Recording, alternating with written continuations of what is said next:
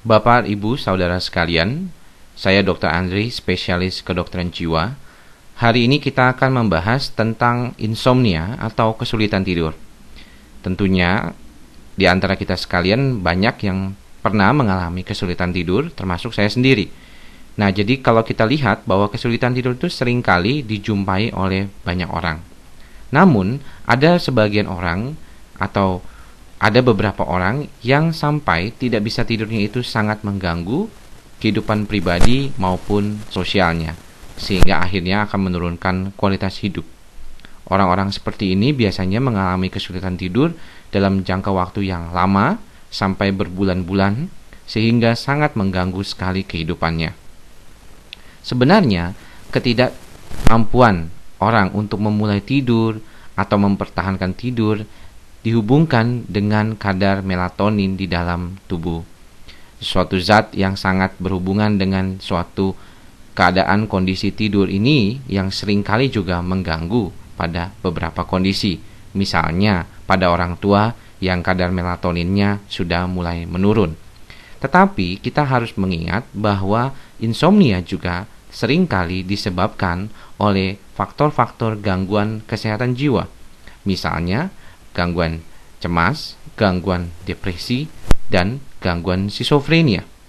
Beberapa pasien dengan mengalami gangguan tersebut seringkali datang kepada kami dengan keluhan sulit tidur. Nah, yang membedakan adalah bahwa keluhan sulit tidurnya itu apakah saat ingin memulai tidur atau kesulitan dalam mempertahankan tidur.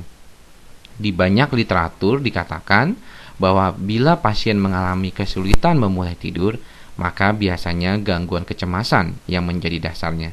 Sedangkan jika kesulitan mempertahankan tidur atau bangun terlalu awal, maka gangguan depresi lebih banyak disebabkan oleh pasien-pasien yang mengalami gangguan seperti ini.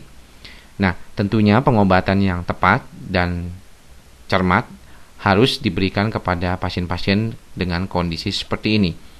Tentunya juga pemilihan obat dan bagaimana menggunakannya dengan baik sangat penting dan sangat menentukan keberhasilan terapi. Hal ini disebabkan karena seringkali orang banyak membeli obat tidur secara bebas, tanpa resep dokter dan tanpa pengawasan dokter. Hal ini membahayakan karena bisa menimbulkan ketergantungan kepada pasien yang meminumnya tanpa sepengetahuan dokter. Mulailah dosis pemakaian dengan dosis kecil dan dari golongan yang bukan golongan obat penenang atau golongan benzodiazepin. Jika terjadi kesulitan di dalam mempertahankan tidur, maka sebaiknya Anda segera mengkonsulkan diri Anda ke dokter dan lebih baik lagi ke seorang psikiater. Sampai jumpa di pertemuan dan bahasan kita selanjutnya. Salam sehat jiwa.